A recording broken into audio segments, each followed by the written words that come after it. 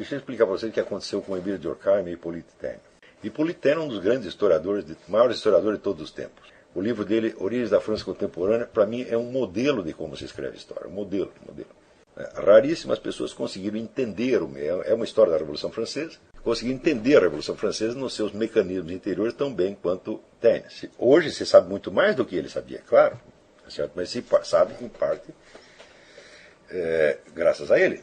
E aconteceu que, desde o início, os admiradores da Revolução Francesa não gostaram muito desse livro, porque ele mostrava como foi que aquelas sociedades de pensamento, como se chamavam no século XVIII, conseguiram inventar um mundo fictício, uma espécie de mundo platônico das ideias, conseguiram se desligar totalmente da realidade da vida social francesa e inventar um monstrengo que em seguida tentaram aplicar, quer dizer, com os resultados mais desastrosos, porque a Revolução Francesa foi um fracasso em todo sentido, quer dizer, foi um negócio enormemente sangrento e que não deu nada.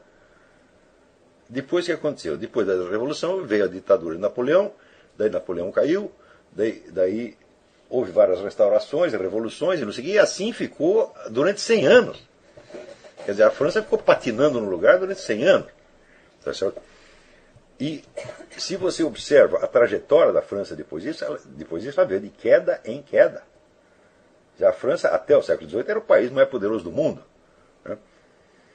Quando chega já no século XIX, já leva uma surra dos alemães, que é uma coisa terrível. E depois busca uma vingança em 1914, consegue mais ou menos a vingança, com um preço enorme, e depois, na Segunda Guerra, daquele vexame que os alemães invadem aquilo por telefone. E hoje, o que é a França? A França é um office boy do país árabe. Quer dizer, que é uma potência de segunda classe, mas não é potência coisíssima nenhuma, aquilo não é nada. Tá certo? Então, foi isso que a Revolução Francesa fez. Se é verdade aquele de que pelos frutos conhecereis, eu digo, a Revolução Francesa jogou a França no lixo. Né? Então, certamente. Agora, os caras celebram aquilo. Você, quando você não tem virtudes para você louvar, você começa a louvar seus defeitos, você começa a se orgulhar dos seus pecados.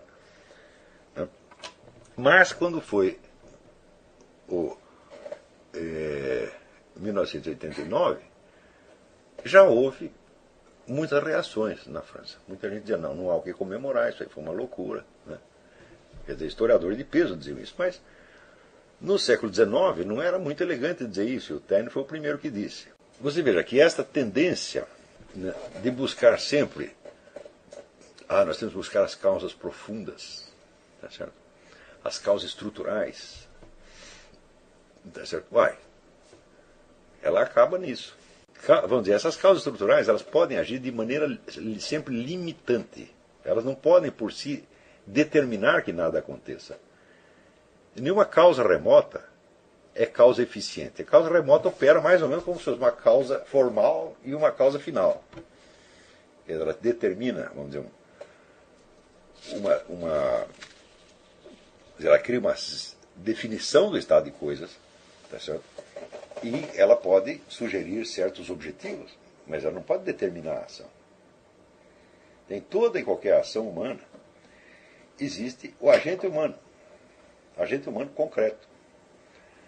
Ora, da onde surge esta ideia, vamos dizer, de fatores impessoais espalhados na sociedade,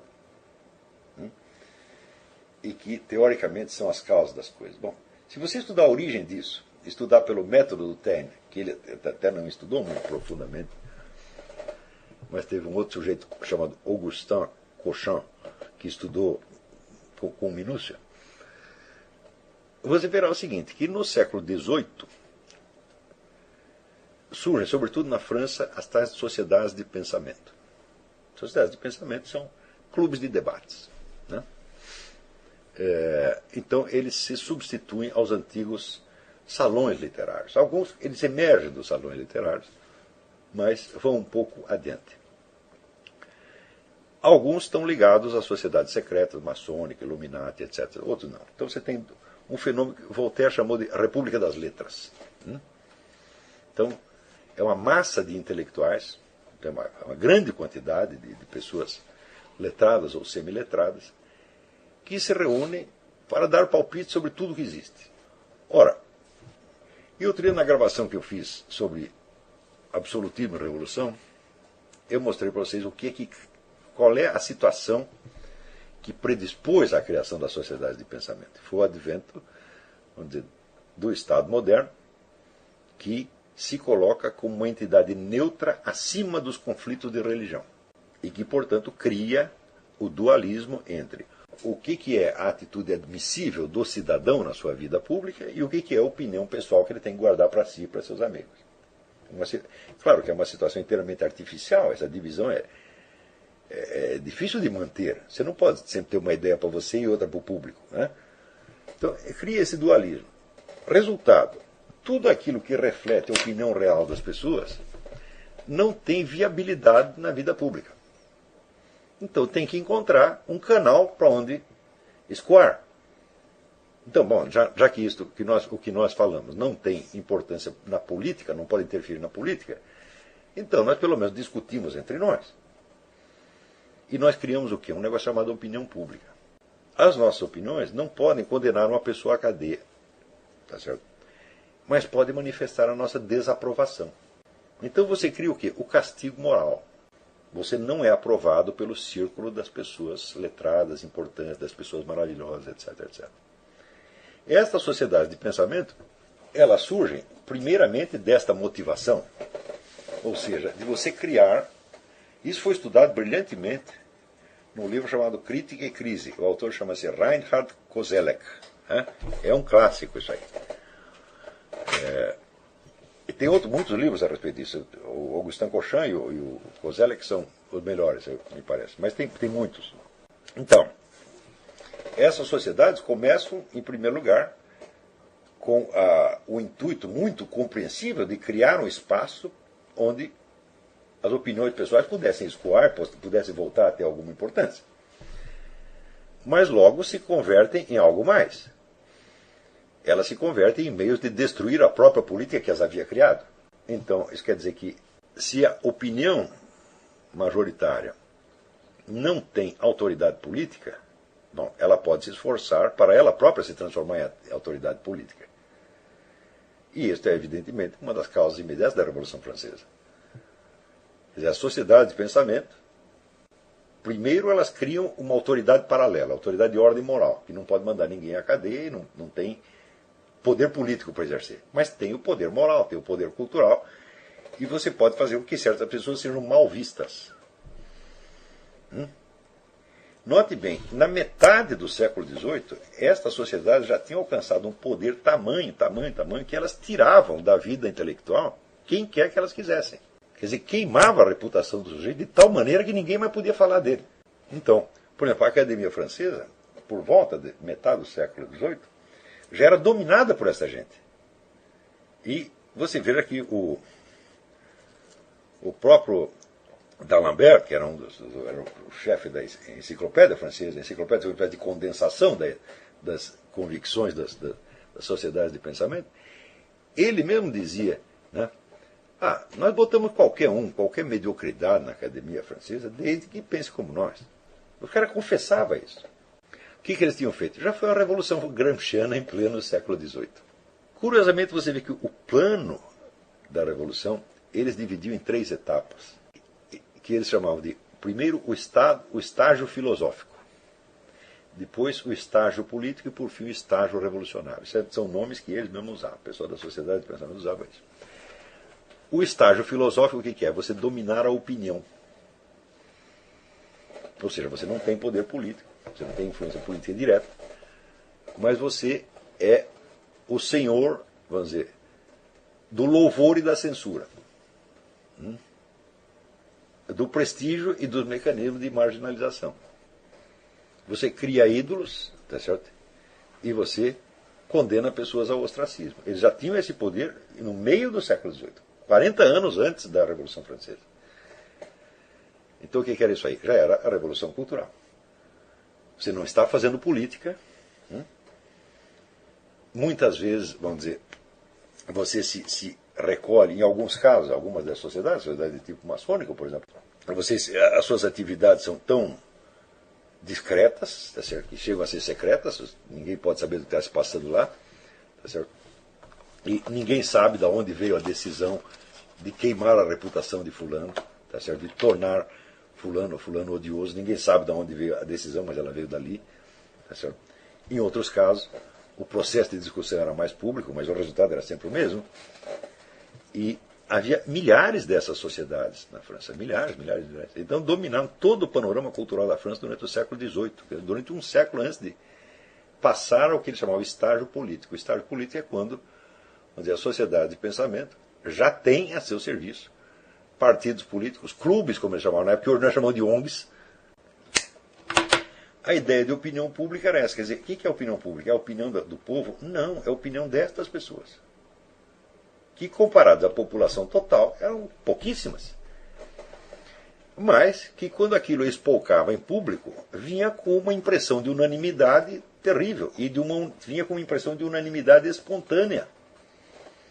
Porque aparecia 1000 pessoas dizendo as mesmas coisas, desde fontes diferentes e de lugares diferentes.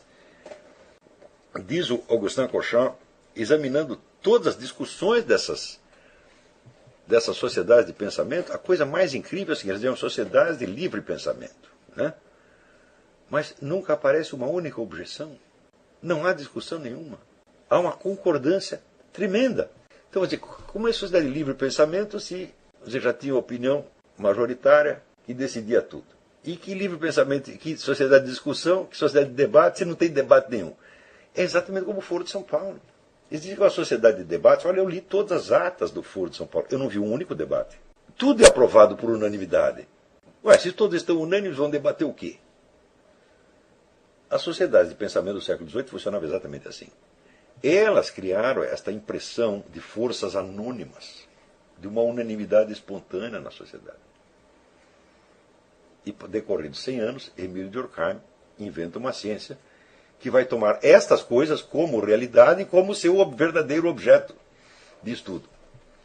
Ou seja, é uma ciência inteira que nasceu errada. Claro que depois houve outros sociólogos que tentaram consertar isso e tal, mas a inspiração inicial da ciência foi uma empulhação, evidentemente. Durkheim não sabia que era uma empulhação, ele não tinha cabeça para isso, mas ele acreditou que essas coisas existem em si mesmas. Quando você vai ver, elas resultam apenas da ação humana organizada. Então eu falei, qual é o método que funciona? É o método do Taine. O Taine explica, esse método explica até aquelas coisas que o Durkheim chama de fatos sociais. Não há um só fato social que não tenha surgido de decisões humanas. Às vezes essas decisões foram esquecidas, você não sabe de onde elas vieram. Muitas vezes o processo decisório vem camuflado. No caso onde você tem sociedades secretas, mais do que camuflado, é totalmente oculto. Você não sabe de onde veio. Mas quando passa um tempo, aparecem as atas, as discussões, etc., e você acaba percebendo. Isso quando a própria sociedade secreta, vendo o sucesso dos seus empreendimentos, não confessa que foi ela que fez tudo aquilo. Por exemplo, eu lembro quando teve a Revolução de 64, no 10º aniversário da Revolução de 64, os chefes da ordem maçônica desfilaram junto com os milicos. Por quê? Porque já tinha dado certo, já estava no poder, falaram, então agora vamos contar que fomos nós que fizemos. Ninguém prestou atenção. Eu prestei atenção. Então, quer dizer, se deu certo, a gente confessa que foi nós. Se não deu, a gente fica quieto e já aconteceu. É por isso que eu não acredito que a maçonaria tenha controle de nada do que acontece, porque ela mexe em tudo. Tudo que está acontecendo, ela vai lá e dá um empurrãozinho. Pelo menos ajuda negativamente. Quer dizer, o sujeito está fazendo uma sacanagem, mas ele é nosso companheiro maçom, então nós não vamos falar nada, vamos deixar ele fazer a besteira que ele quiser. Tá certo? Então, alguma coisa sempre dá certo, você está entendendo? Então, eles sempre têm do que se gabar. E alguma coisa sempre dá errado e, portanto, eles têm o que esconder. Tá certo?